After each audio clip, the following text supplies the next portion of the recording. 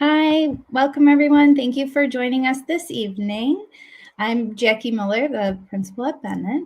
And at Bennett, one of the reasons why we're having this panel tonight is parent involvement really bridges the gap between school and home, and it's key in encouraging well-rounded learning and positive child development.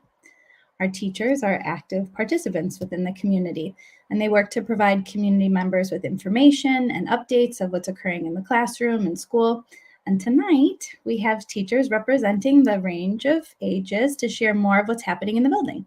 So we have compiled a list of our most frequently asked questions, some fun highlights to share, as well as questions some of you have already submitted. But we'll be saving it some time at the end to answer any additional questions you might have. So feel free to put those in the chat box as you think of them.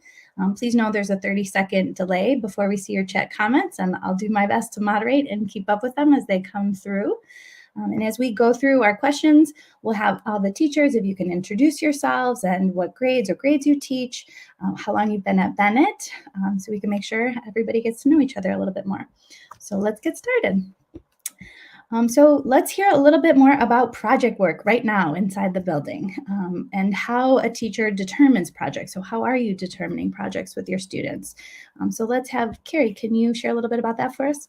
Absolutely. Hi, I'm Carrie Camacho.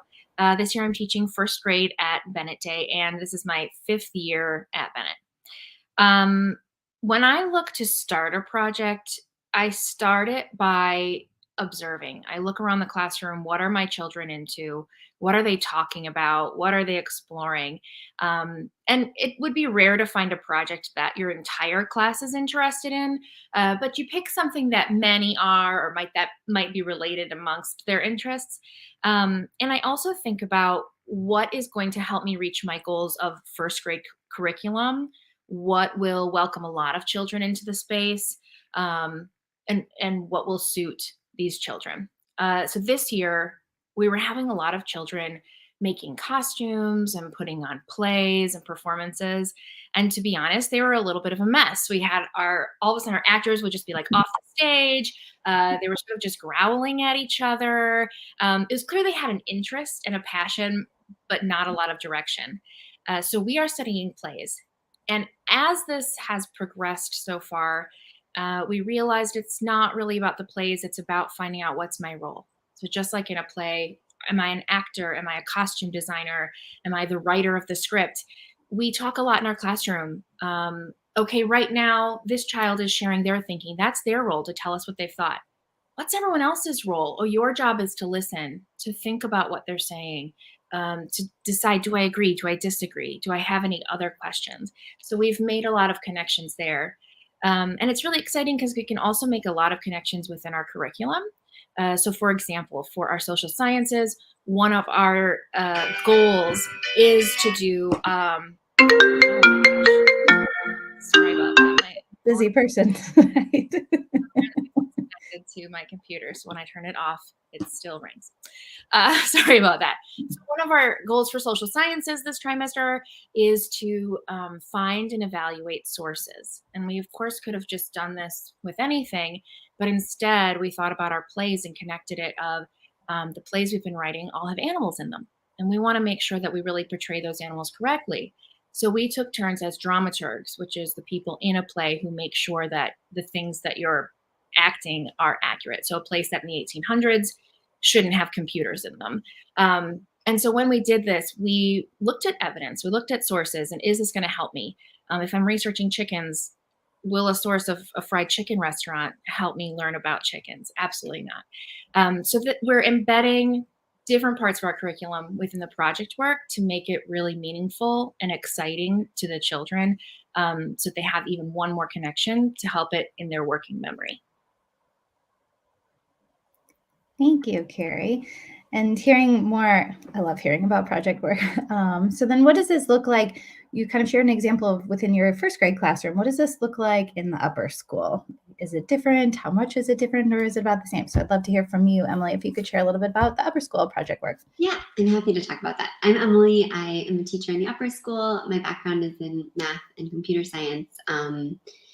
And I've been at Bennett this is my first year. And when we first came, I was told, you guys are going to be doing a PBL on how to get away with murder. And this was something that was decided by the students last year, at the end of last year. And I was like, wow, I have a math background. How are we going to do that? And are we going to talk about murder for 12 weeks? And the answer was no. We're going to kind of revamp that. And what Angie, who's also on the call, and I started doing was really thinking about our community. And so we reached out to the Bennett community and said, okay, like what do you guys got? Who knows stuff in the justice space, in the criminal justice space, and who can help us? And the amazing responses that we got back were primarily lawyers and people that are really doing fantastic work in the criminal justice space and trying to make our system more just. So we went with that. We've been speaking a little bit about murder to kind of bring in what our students were hoping for, but we've been using our community, and we've had the FBI come and visit, and we have gone to the police station, and we are going to be seeing a trial and speaking to public defenders, and we've been having amazing people tell us about how our system doesn't work fairly for everyone, and our students have really been able to be taught by these experts in the field, and I've been able to learn along with them about all of the things that I've been curious about. So that's kind of how the projects in the upper school have been working this year. I thought of one more thing to add. Just today, I had a teacher from another school observing in my classroom, and she asked this great question. She asked, like, how do you know when the project is done? Like, is there a final date where you turn it in and it's done? And I didn't have an answer, sort of. My answer was, I don't know.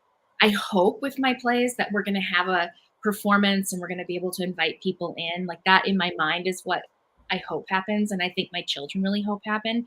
But it's not about that. It's not about coming to a spot at the end of a trimester or the end of a year or some arbitrary deadline. It's about exploring and discovering. So we have this list of questions we have about plays, and we're going to study all of those and research all of those and have a great time together. And when we're finished learning about it, that's when the project will be done. And maybe that's a performance, maybe it's not, but it's about the process along the way. It isn't that end thing you get to. Carrie, I'm so glad you mentioned that, because in the upper school, we do have a demo night that is our culminating event that is scheduled. High schoolers need deadlines sometimes, and that helps them. But we hope that the projects that they're creating are things that they will continue exploring and continuing to be a passion for them, and will hopefully encourage other students who are coming in to really like join their projects in years to the future, so they can be perpetual and long lasting. Thank you both for sharing about that. So kind of sharing your experience of what first grade and upper school are working on currently, a lot of parents often wonder what a typical day looks like at Bennett. You're sharing these experiences, I'm like, that sounds amazing. How long is that occurring over? Is it a trimester? Is it the year? We don't know. So what does a typical day at Bennett look like for a student, and the expectations for kids? And I think having Marissa looking at this from kind of an early childhood lens, and then Emily, you sharing as well, if you can describe a little bit of what the classroom structure and routines of the day-to-day look like a little bit, and then add on to it a little bit of what your opinions are on how this is impacting our students, or what the day is really truly like for our kids. Marissa, if you want to kick us off. Hi, I'm Marissa McDonald. I teach JK, or junior kindergarten, and this is my 4th year at Bennett. And so a typical day in a JK classroom and PK are similar in kind of their schedule and what goes on is we all start with a morning meeting, and that is across the school, a time to greet everyone, make sure everyone feels seen and heard. There could be an activity involved, which that's a good way to tie in some of those math or literacy concepts, especially in the early childhood years, as there's not as much formative, like, okay, we're sitting down and we're working on letters now. It's kind of tying it into those everyday occurrences and in their play. And then after morning meeting, there might be some exploration or playtime. a time for snack in the morning. And then, depending on the different grade levels, there could be a specialist class or some outdoor recess when weather permitting.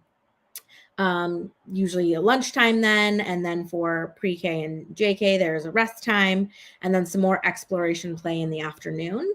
And during this exploration time, that is where these young kids are getting a lot of their learning.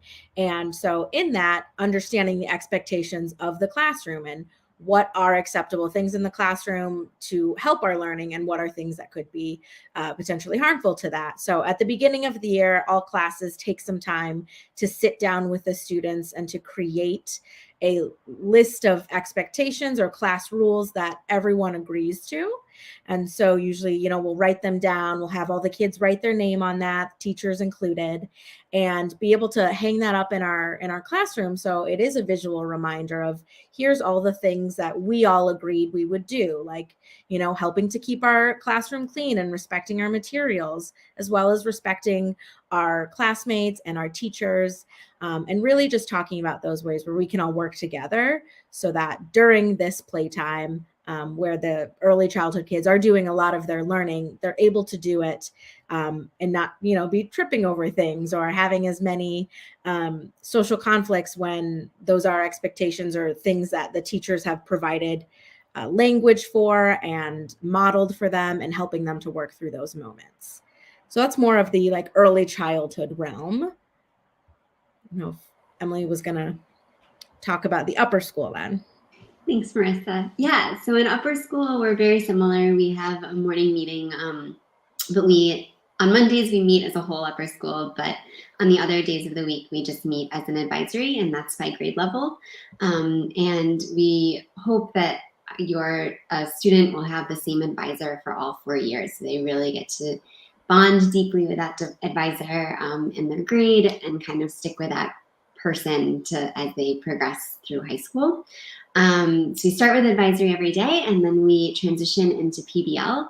Our PBL, this, as I mentioned before, this one happens to be really more humanities-based, but often they're more interdisciplinary. So our previous PBL was about food, and that was really interweaving science and the history of food and all of that. So depending on what we're studying, we'll experience PBL. That could include field trips or inviting experts into the building.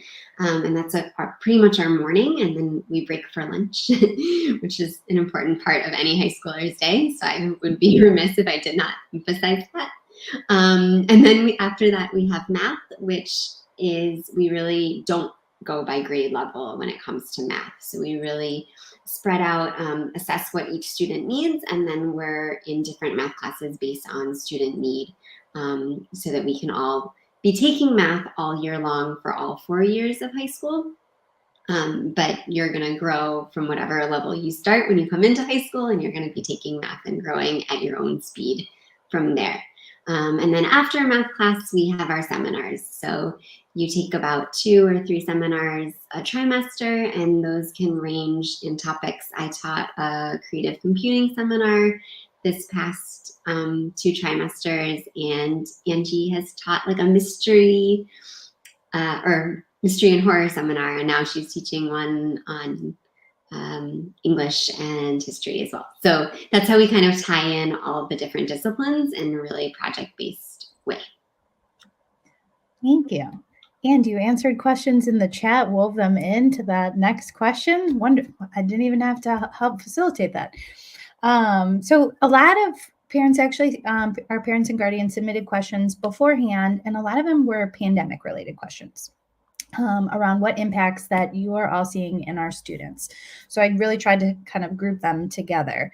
So one, kind of starting with, what gaps have you noticed students at different grade levels are experiencing because of interrupted learning and restricted experiences in learning?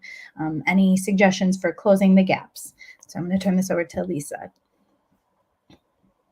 Thanks, Jackie. Hi, I'm Lisa Kennedy, and I started at Bennett last year.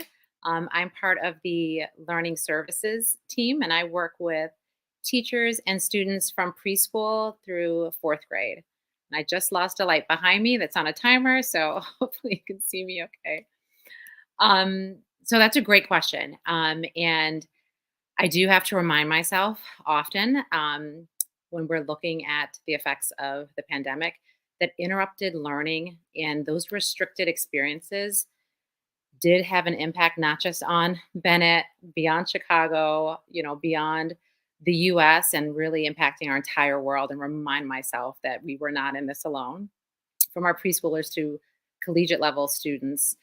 So, after giving educators the well deserved grace for their dedication during what we called crisis teaching, right? And then shifting to remote learning, and also recognizing our privilege that our students at Bennett had access to remote learning.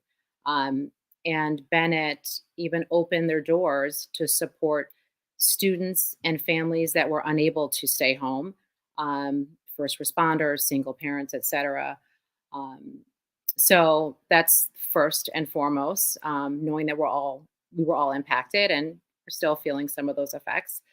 But from a learning services academic perspective, I saw where our biggest gaps were from the cohorts in the lower grades. And most of that was due to particular cohorts that went into quarantine more frequently than others.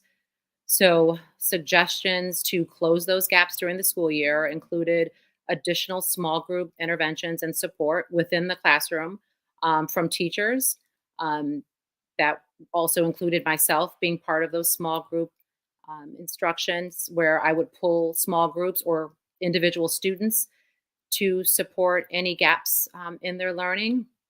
And then also Bennett offering classes after school. We had a book club offering that was so much fun for so many of the students to support those gaps.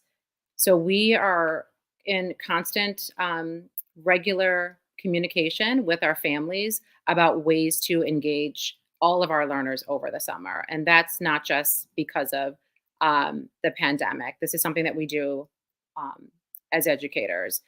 So looking at programs through the Park District, independent program providers or tutors, giving game suggestions for especially some of our younger kids with families that they can play at home. A lot of them around like phonological awareness, where we don't need materials. Families just, they can engage while they're taking a walk or driving through the city, because it's phonological awarenesses are things that we can do just by listening and hearing. Other suggestions that we've used for parents is to communicate with their student through what I always refer to as writing notes, like when I was a kid, passing notes, but keeping a journal. And this is for parents like that maybe travel too, that lose that communication if they're not home, or parents that have late shifts and maybe a sitter or a grandparent is with the child, being able to write in a journal to their child and have their child write back, and start that communication, not assessing it, not editing it, but allowing students the opportunity to freely write and communicate with parents. What other suggestions? Lots of games, board games, using dice to support subitizing and building number sense. Games that many of us have played, Pictionary or Taboo or charades, to help build word recall or vocabulary, or just, scheduling a family time for reading. So again, these are supports that we would suggest doing every summer, because as educators, we don't want to see the summer slide when students return in the fall. And it's very typical that students will regress over the summer. So the need now to close those learning gaps really hasn't shifted so much from what we would typically do. Thank you, Lisa. You had mentioned when looking at all of the data that you've noticed in lower grades specifically, maybe groups that were quarantined more, that had impacted them, and we've shifted and working in small groups. You kind of spoke a little bit to what the space looks like in the classroom. I'd love to kind of expand on that, of what does just differentiation or differentiated instruction look like in the classroom, and has it shifted due to the pandemic? You touched on it a little bit. have there been changes to developmental milestones? And maybe we can hear from you on that one, Nathan. Hi, Nathan Geiger. I'm working in SK again this year. This will be my 5th year with Bennett. And to your point, Jackie, I'd say like we're still really trying to stay true to some of the strategies that we know will work. And so when I was wanting to address this through a lens of what we know is sound practice, but also what we're seeing is working right now, we're still really leaning into dynamic grouping. So dynamic grouping makes me think of the different times in our schedule and the different modes in our academic routines for learning that we might adopt either a whole group sort of scenario for instruction, or we might look at smaller groups if we look at stations and centers, rotations around the classroom to look at more targeted skill work. We would also, you know, as teachers in the classroom, think carefully about smart partnerships between, you know, breaking it down again, like partners working to support each other. And then we also find time when we want to, teachers always want to find that that sacred one-on-one time as well, where we can get closer to learning more specifically about each individual learner. And that can happen in a lot of different ways. I also feel it's important to say to parents in our community, like that's not always going to mean that your child is working alongside their peer in terms of ability. Like we're also going to think about those clever ways that we can partner them with a peer that they may not have thought to work with on their own, and we may have identified as, you know, someone that's just going to uplift or you know, really help that individual learner feel that they can accomplish their best. I'd say underneath the dynamic grouping, I think also about the strategies and tools that we utilize in the classroom. Some of these strategies and tools would be kind of broadly known across our team in the classroom, but some of them might be, you know, we would, although understand like, oh great, here's this great strategy or tool that's available to everyone, we're also going to respect that not everyone's going to need the same things, and we want to make sure that everyone can utilize the breaks or the materials, the tangible manipulative tools that are going to help them feel successful.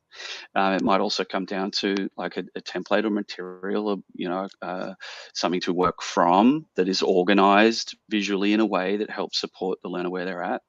And then I'd say connected to that are the projects. So I think too about where that would meet. Like if you've got, you know, kids that are working at different skills, or they have different interests or different passions, different talents, we see in our project development a lot of space where kids can then partner up in more dynamic ways and help to complement each other.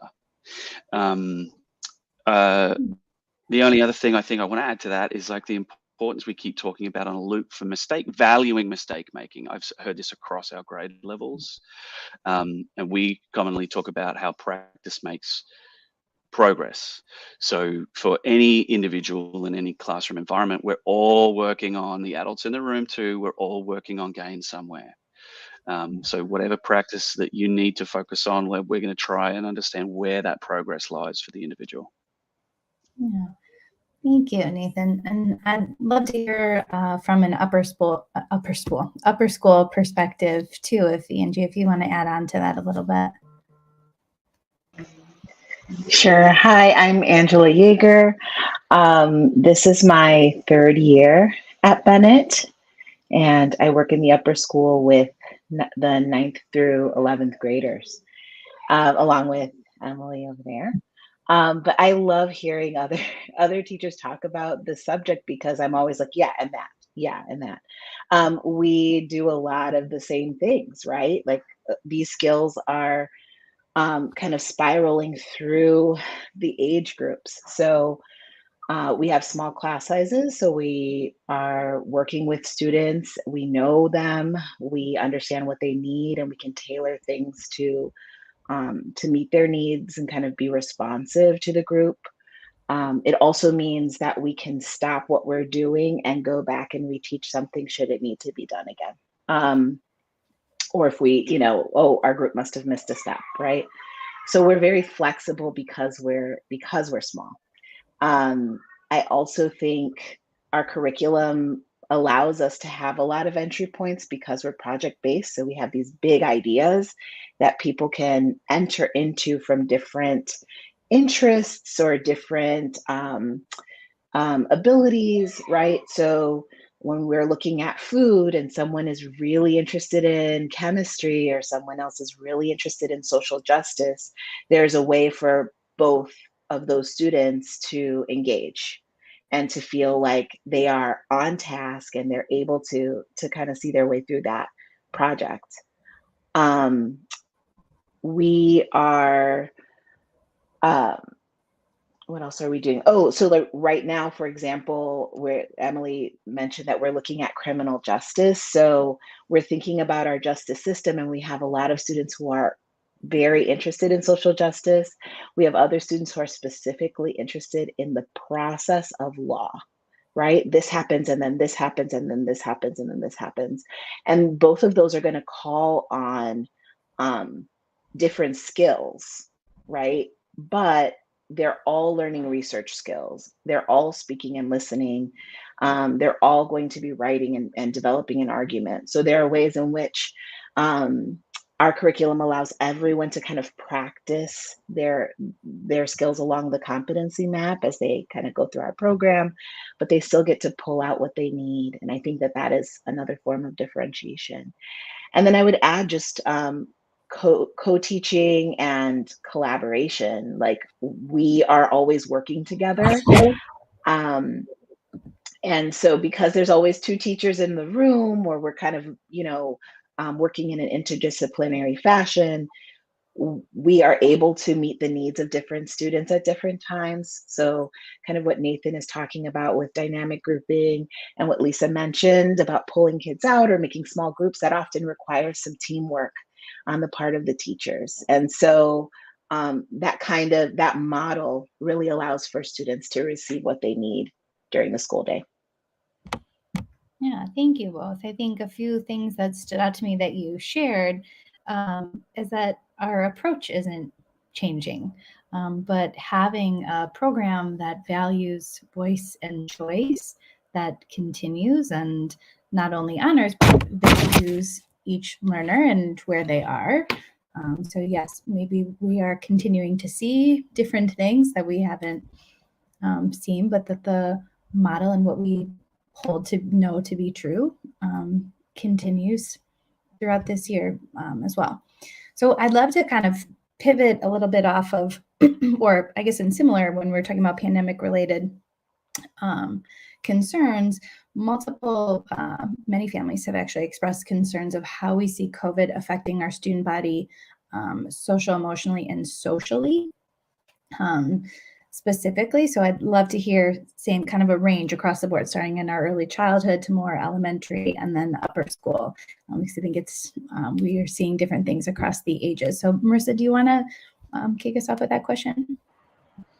Yeah, I think this year, this is something that I know the pre-K and JK team, we've had conversations about of kind of noticing some maybe residual effects of social interactions due to COVID, noticing a little bit more of having to do a little bit more of the modeling and reminders about even making eye contact with someone or using someone's name if you like to get their attention, especially for the young kids thinking, they could have been at home a lot, maybe not had a lot of interactions with people outside of family members in these past 2 years, and kind of getting used to that idea of like, oh, I can just, talk when I want to talk because you're at home and it's family and you're comfortable. And so even in those moments in the classroom of, giving that reminder of, right now I'm listening to someone else's words. When I'm done with this conversation, I can listen to your important words as well.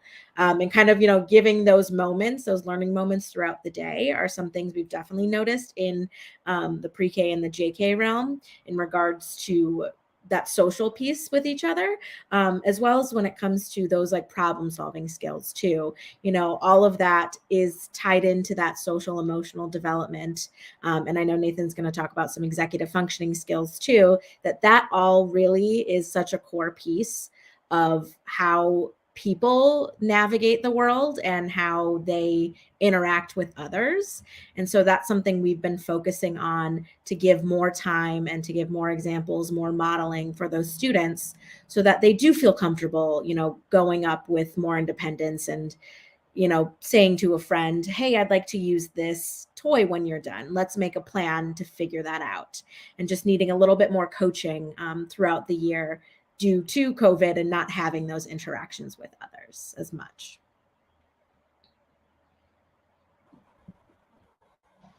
I suppose I'll jump in to add a little bit, because I'm not the expert that I would turn to for help understanding like what tools and strategies are really going to be catered to support individual executive functioning work. I like Marissa's talked about coaching. Like I think like if you're going to go and work on any skill or any part of your body, like you're going to need to practice executive functioning skills as well. And so to understand a little bit about executive functioning is it's a core foundation for self-regulation. And so that is how there's three key parts to that, where the individuals around their social emotional learning in our classroom are learning how to manage their thoughts, their behavior, and their emotions. And so this is, pretty key in terms of a foundation for preparation for school, if that is kind of addressing the question. And that is something that certainly in our I can say from my experience this year in SK grade level, that's something we are talking about a lot. And I'd also say that for parents, like this isn't about the aptitude or ability or the skills or the academic development of any individual child. Like this is something that all children, all people, and adults too, probably to a degree, are always working on. So yeah, I just thought it was important to add that. And I'd say too, based on what Marissa was saying, I can see, whether it's accurate or not, that at this time in the school year, we're still seeing a little bit of resistance or risk aversion around preferred peer partnerships. It's something I feel like I've talked to parents a lot about this year. So, and it's something we're certainly, trying to prompt a little more in the classroom. Like I've read these lovely books that point out to storybooks that illustrate to children, like you might be sitting next to your closest friend, but you just haven't realized it yet. And I am seeing that there's a lot of the time, we're trying to push or challenge children to think in that way. Like, you might not feel like you've spent enough time with another individual in a classroom. That certainly doesn't mean that you should not. It might just mean you're trying to understand them a little more. So yeah, I'd add that as well. Yeah, thank you both. I think you both kind of touched on so much of the modeling, that maybe an increase in that modeling that has happened in the early years. And then you see an increase in engaging in conversation or class as a whole in morning meeting and more of the intermediate grades. And so even kind of revamping a lot of the morning meeting time to engage in, when the students are a little bit older, in conversations around that, where I think less of the modeling kind of peters out. But I'd love to hear also from you, Emily, as you see the students when we're talking about adolescence, what you have seen. Anyone who's been through middle school or high school knows that it's all about relationships. And so our students have been craving that, which I think is so lovely in a small school setting for the students that haven't had the opportunity to build relationships the way that we traditionally would have, and coming back into that in a small, safe space where they can really build strong relationships with their peers. And develop those relationships, and we can help them where that might be struggling. So I know that in my lovely 9th grade advisory for the past month, we've been inviting our counselor in to have conversations about building positive relationships with the students. And so we spend a lot of that time happening in advisory. Another thing that we've chosen to do this year is, because so much of our lives have been on devices and in computers, and we see the benefits of technology in the classroom, but we really wanted students to have conversations with each other. So in the upper school, when they come in every day, they put their phones away in a little cubby, and they stay away for the whole period, or for the whole day. I'm sorry, not the whole period, the whole day they're away. So students can really focus on looking each other one in the eye and building those peer connections and those relationships with each other. If we need our phones because we're going on a field trip, or like we need to take pictures of something in the building, then we can like take them out and we have access to them. But we've really seen our students connecting more and feeling more comfortable putting their devices away and their screens down and connecting on a personal level. So I'd say relationships are the big thing that we're seeing in the preschool. It's really interesting. And just so that our whole audience knows, I don't know how anyone is going to respond to any of these. But it's interesting that across the board, you all touched upon relationships with peers. And although it may look different what we're working on, but even eye contact came up at the earliest age and at the oldest age. And one might be from experience in being around others, and others in adolescence, they spent a lot of time behind screens for a long period of time, and how that's changed. But really working on relationships, positive relationship building, navigating peer conflict, that came up across the board as well. And it's always wonderful to hear that across the board, it's always the same thing that we continue to kind of work on and support our students. And that, Emily touched on too, having our counselors as a part of coming in and the teams collaborating. We have constant conversations with teams of navigating kind of how to level set, and we're seeing this, and how can we address this? How can we do better? Which I think it always just it's nice to hear. So I would love to now talk a little bit about, because we were talking about kind of fostering positive relationships, of how we're emphasizing that even more so. So maybe with some specific examples and building relationships at this time that's so critical, because all three of you mentioned it. So you can talk about some specifics of how you're doing that in your classroom a little bit more, Carrie, and then even Bridget, if you want to add on to that a little bit. After the last 2 years that were really hard, for me, Bennett Day is the place to be. With our tremendous value on collaboration and on social emotional development, it's a lovely environment to be in, especially after the last 2 years where we felt really isolated. I think about our day being set up for making relationships, with the start of morning meeting in every class, which the first activity is a greeting, where we take time to greet everyone and to let everyone know, I am here, I am ready to work with you today. All the way to the end of the day, when we have a closing circle, where we get to bid everyone farewell, maybe we have a share from a student, and everywhere in between, where we're working in small groups or pairs or the whole group, we're socializing at lunch and at recess. I think for me in my classroom, the two best ways that we can build community and relationships are student voice and student representation. And by representation, I mean their work is on the walls. They are building our alphabet chart. Their artwork is on the walls.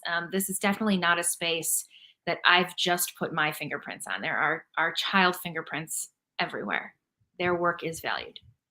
And as far as their voice is heard in everything. It can be really an easy slide to, as the teacher, just be up front talking all the time and sharing all of the things because you think you're sharing that information. But if you let a child's voice be heard, they are going to think of things you as an adult never would have dreamed to think. And I think that that's incredibly important. And so one specific example in my classroom where representation and voice are both huge is our birthday celebrations. Rather than just celebrating with, cupcakes or cookies, each year different classrooms have different routines. And so this year we're doing birthday portraits, and we have a silhouette of each child's face, and it's up on the wall. And then on their birthday, we go around the circle and everyone gives a compliment to the birthday person. And we've been talking a lot about those compliments. There are things we like about them. There are things that they do well. And some of the compliments toward the middle of the year got to be, you make our classroom a better place, which was lovely. And after a while, we started to push the children further. Well, why? How do they make our classroom a better place? And we're hearing things about how funny children are, how creative they are, how inventive, they're kind. You help out when others need it. Like, you're hearing these just wonderful phrases from children, and we're putting those inside the silhouettes.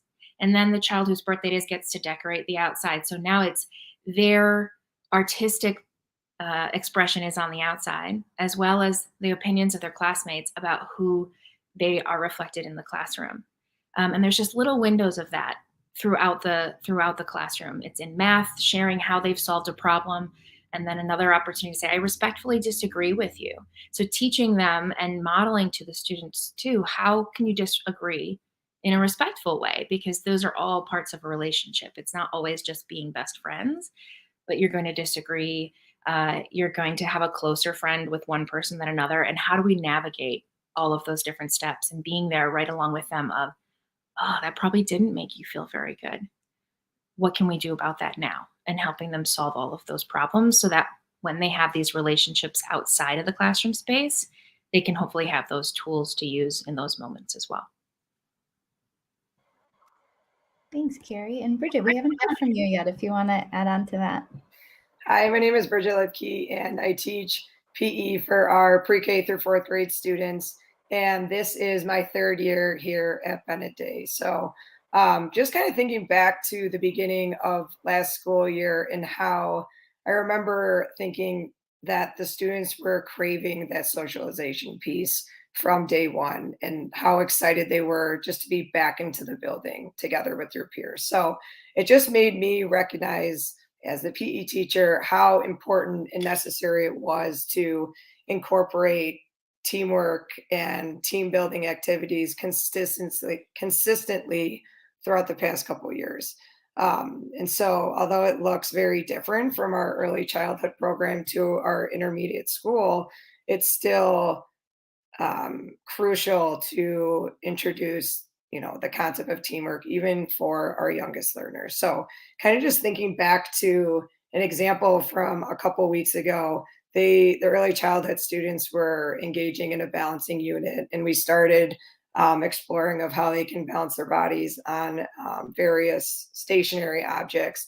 And then we continue to move into balancing on moving objects, such as a scooter. So they started, balancing individually on their own scooter using different body parts. And we started to progress to now we're going to connect the scooters together with a partner. So can they move through space safely, but while both balancing on a scooter together? But even just teaching, our students on using that helpful and appropriate language of when is it a good time to switch roles? So now this student gets to be the conductor and this student now gets to be the caboose to drive the train, which then led to, Ms. Lipke, can we attach all of our scooters together so we can create one big giant train? And it was just, I remember just thinking how wonderful a moment it was just to observe their conversations together and the communication that was happening, even with our 3 and 4-year-old students. And they started recognizing how long it was bigger and it was heavier. So now what do we have to do together with our bodies and problem solve on how to actually make this long and heavy train move or to turn? So although it looks very different in an early childhood program, they're still starting to become more comfortable and confident with the concept of teamwork and building these skills as it starts to become more complex when they enter into the intermediate school year. So once they enter into those years, now I'm constantly changing their teams every single week. So they're learning how to work together with all of their classmates. And they're not only recognizing their own individual strengths, but now they have to recognize their teammates' strengths. They're learning how to use effective language to, being encouraging and motivating towards their teammates to try and reach a shared and common goal. At the end of every activity, we create a space for the students, no matter what the outcome is, for them to show good sportsmanship. So along the same lines of what we've been hearing, if we talk a lot about going up to an opponent and giving them eye contact, and possibly it might be that they're providing positive feedback and using specific feedback I just think back to a student the other day just said, "Thank you so much for challenging me. You were such a good goalie that it helped me improve my shooting skills." So using specific details and providing to their opponent, or even just going up and saying "good game" or giving them a high five or shaking their hands, is just giving them that chance to connect with one another, but to also remind them that although today we were opponents, we're still one big team together. And then we always close out class with shout outs. So we give the students the opportunity to give shout outs to one another. And I think that just is something that helps build a positive environment, and it helps foster, the relationship amongst the students, and causes them to want to come back into PE class the next day together with their teammates. Thank you. Hearing all of you continue to talk, I feel like I could talk all night, but I don't want to keep you up late because I know you have to teach students tomorrow. But it gives me so much pride in being at Bennett, and motivating to continue to do more in our community.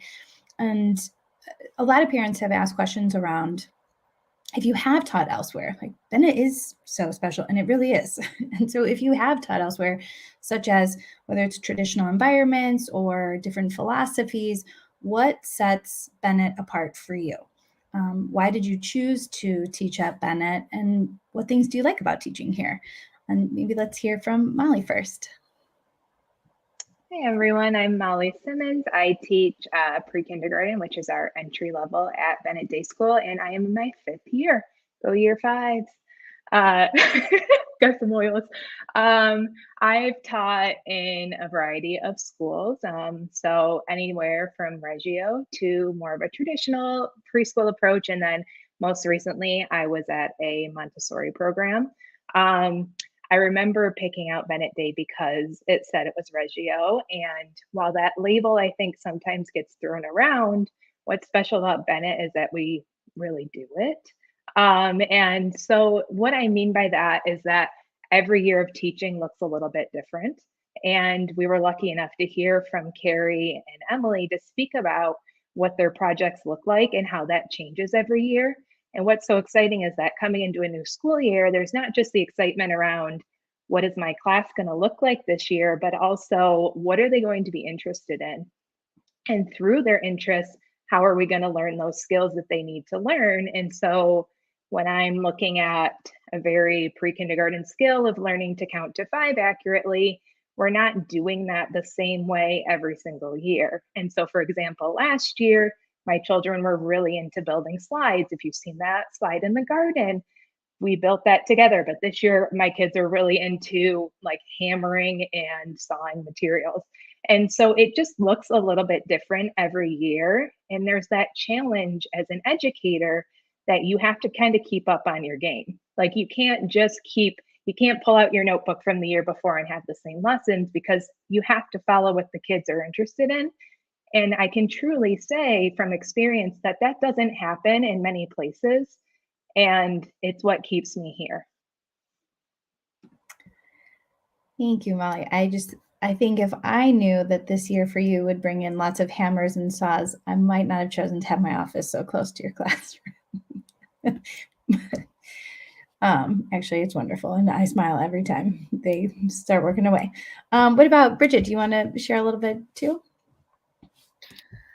Prior to Bennett Day, I taught in the Chicago Public Schools. And I think back to the first day I was at Bennett Day, and something that caught my eye right away was the amount of smiles that are on the students' faces. And, when I'm outside at arrival, I've literally seen students skipping and running into school with excitement on their faces. And it's nothing I've ever experienced before in my previous schools. And I think one of the main reasons for that is how passionate our faculty members are at Bennett about the specific role that they play, and how they truly care about what they're doing on a day-to-day basis. And I think it's very evident to see if you're just walking through the hallways, and if you peek into a classroom, you'll really see the high amount of student engagement and the collaboration between the students and the teachers. And I think also at Bennett, as teachers, we're really encouraged to, along the same lines that Molly said, to use our creativity and our own strengths to build fun and engaging lessons to help really make the learning experience exciting for the students. And when I think back to schools that I've taught in the past, it's very much so, this is the lesson that needs to be taught at this same of the time of the school year in this same exact way. And I think, at Bennett, it's ever evolving, and it's evolving with the individual students that come into a classroom in a grade level each year. And I can honestly say that I have never seen the same project being built. And I think that that just shows how the teachers are really tapping into the students' interests and are recognizing the students' strengths and understanding how they need to support their individual students within the classroom or within their specialist area. And I think as teachers, that really challenges us not to stay complacent or stagnant in our teaching. And I think that that is what really strengthens that student engagement and is what causes students to be so excited to come into school every day. Thank you, Bridget. That was one of the first things that stood out to me too. Like middle schoolers, like pre-adolescents, kind of like skipping into the building. I've never seen this before. Lisa, did you want to add on to that too? Yeah, this is my first year. I joined Bennett, like I said, last year, but having 19 years in combination of Chicago Public Schools, Oak Park District 97, internationally in Israel, and then at another independent school for several years before coming to Bennett. I can piggyback off of colleagues like Bridget when you just said looking into classrooms. There's an energy here that I have not felt in any other environment. I'm also privileged to be a Bennett parent. So my youngest is in 4th grade. So I get to see Bennett through his lens as well. But as a staff member, I feel the biggest difference is the trust that we have in our leadership team and the choices that they're making on our behalf, on behalf of the kids. And this trust comes from their experiences and their understanding of our mission. So it's not a school where the mission is posted on the wall where you'll read it in the hallway and see something different when you look into a classroom. It's not resting in the handbook. It's observable and measurable within the wall, the hallways, and the classrooms, and even with our professional development so that we can continue to learn as professionals. On a personal level, I feel when I'm at Bennett, like I'm at home, even aesthetically, with the combination of the balance of the wood and natural lighting. It just feels comfortable. The furniture feels like someone's living room.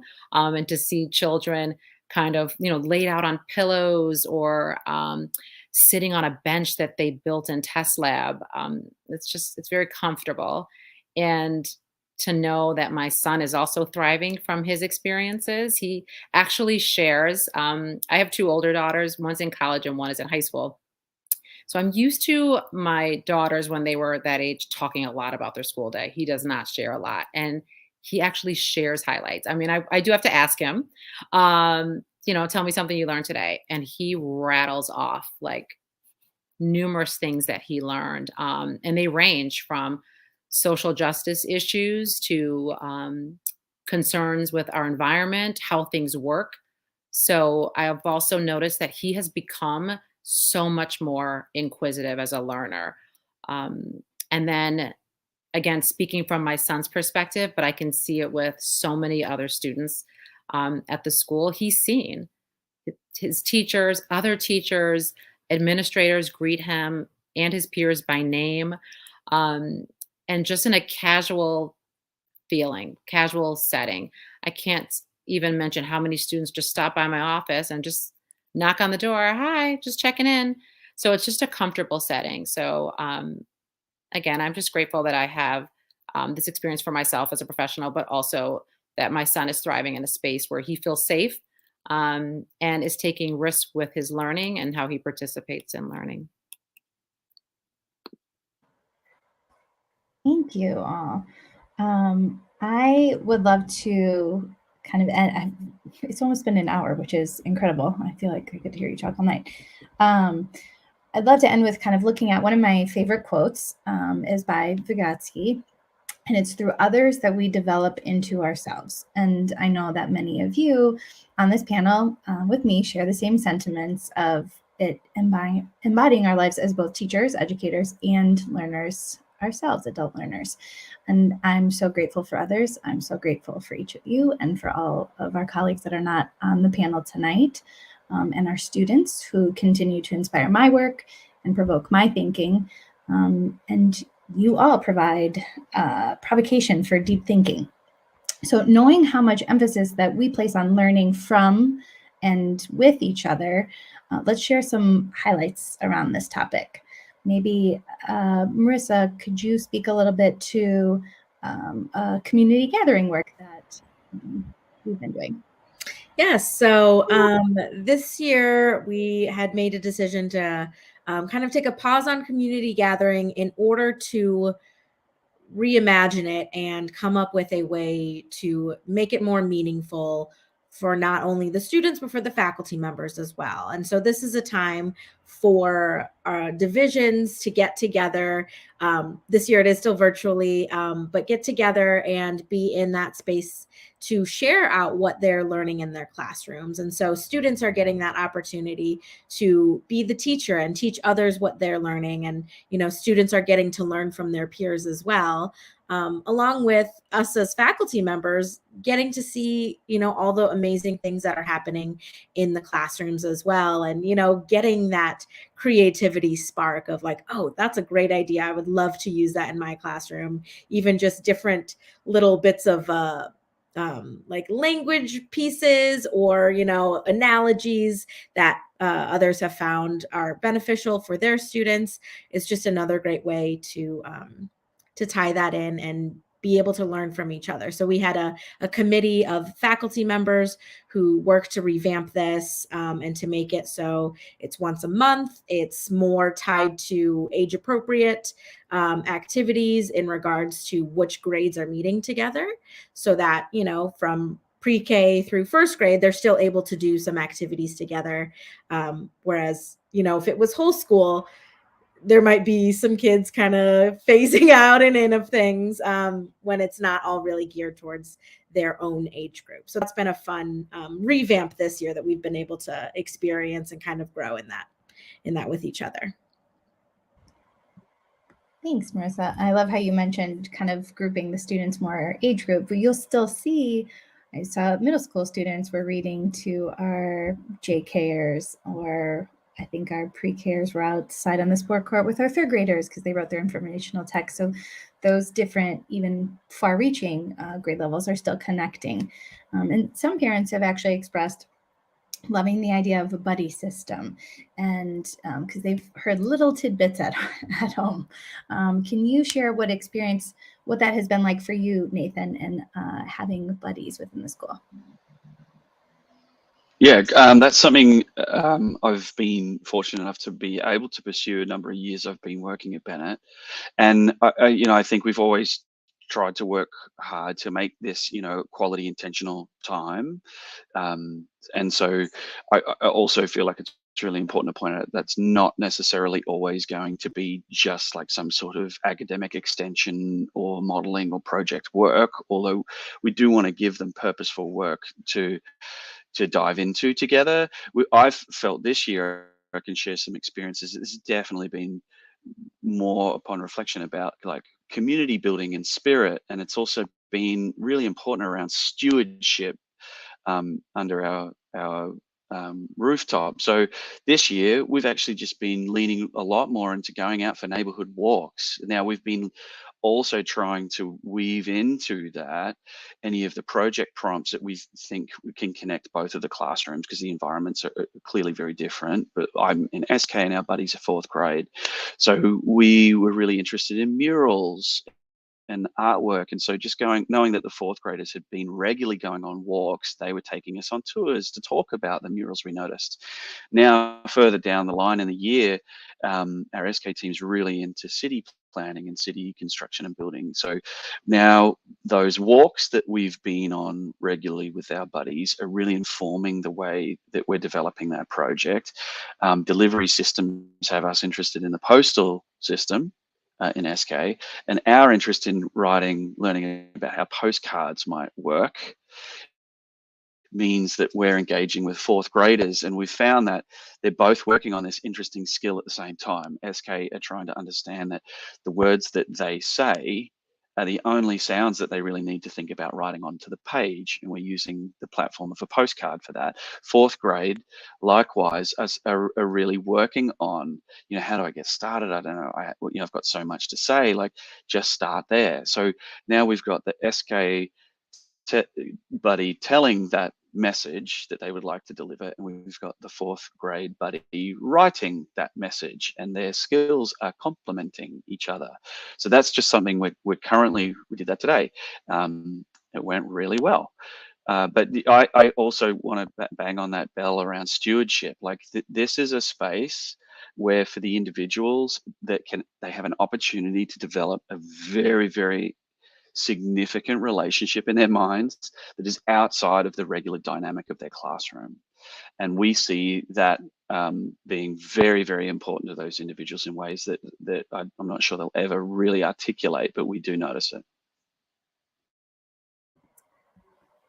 I was smiling that whole time thinking about your buddies meeting up and going on neighborhood walks, which I actually got to be a part of one actually really sunny day too, which was nice. So we just shared a lot of the connections of our students as learners, but we all know as adults, we are also lifelong learners. So I'd love to share a little bit with our parent community of what sorts of topics are part of our professional development work as educators, as adults at Bennett, and maybe hear a little bit about how it does differ from divisions or focus of whole school. So Molly, could you share a little bit? Sure.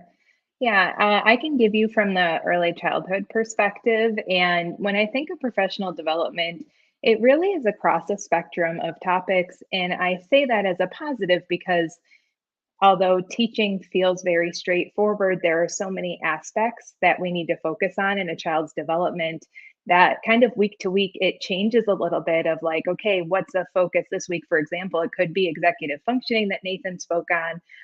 And then this week, Lisa's strength in learning support. She had met with the pre-K and JK teams on looking at math and literacy and how are we going to execute that in the classroom while still staying true to Reggio. So while we did that this Wednesday, the previous Wednesday, we committed many hours to DEI work. And so when you look at that, it sounds like there's a lot going on, but the thing that stays consistent is that we are continually meeting together on this. There's never a time when it's just like, oh, I'm going to go sit down and read this journal, or I'm going to go sit down and figure out what my lessons plans will be. We are always meeting across grade levels within our divisions, as well as like we just have growth and renewal cohorts that are across the school where we get some time to sit down and just talk about what's going on, what do you need help with, let's support each other there. And I can say 5 years ago when I started at Bennett, some of that work was a little bit difficult. The humility that's required to reflect on your practice and say, this is not working well for me. Does anybody have some advice? Was quite difficult to do 5 years ago. And now I find myself doing it every day. While my kids are sleeping, I turn to my co-teacher and I say, what was going on with that today? We need to make some changes. And that ability to reflect, I think, is so powerful. And what's important and special about Bennett is that we take the time to do that and that we kind of create that space for one another to say, you know what, you had a hard day. We're going to sit down and figure this out together.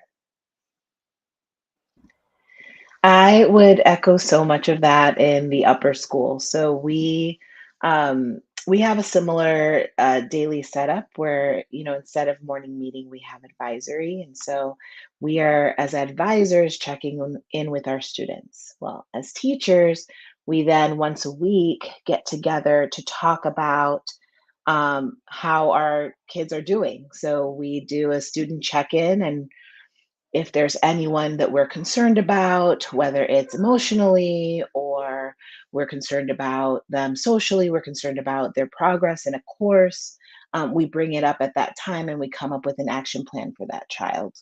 And I think that that is really special. So I can trust that we are looking out for everyone in our community, and we're all aware and doing our best to be on top of kind of, the dynamic of being adolescent, right?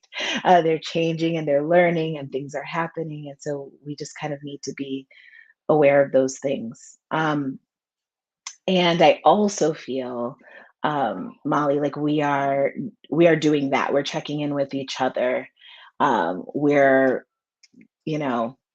commiserating over that lesson that didn't work, or we are really energizing each other about a visitor that's coming, or we're constantly talking about what's happening in the classroom.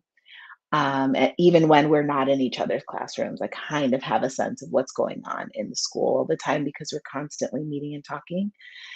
And then we are doing, every member of our community has committed to doing some work in diversity, equity, and inclusion this year, which is amazing. And so, every few weeks we get together and we're learning together in a workshop, or we're working on committees to improve inclusion and belonging in our school. And that is committed time that we've made space for. And I think that that is unique in a school because it's really easy to talk about how people should belong. And it's a lot harder to really think out, well, what steps are we going to take to make sure that everyone has access, that everyone can belong, that everyone can feel seen here. So we're doing that work actively together almost weekly. Thank you both. I know we are about 7 minutes over the time that we had set, and we did not get through all of the questions because you had such wonderful things to share. But I also think this is a perfect spot to end on too, because you had just alluded to, and I think of thanking you all for joining me this evening. I want to thank you, all of our teachers and our fellow faculty members. I've never worked with a more reflective, hardworking, dedicated staff. And so I'm incredibly grateful. Thank you for joining me tonight and sharing your experiences in the classroom with our families. And thank you to all families who joined us this evening as well. And for those of you that submitted questions ahead of time, I know there's even more questions, so we'll continue to find unique ways to share out more of our experiences and our students' experiences. So thank you, everyone, and have a wonderful evening.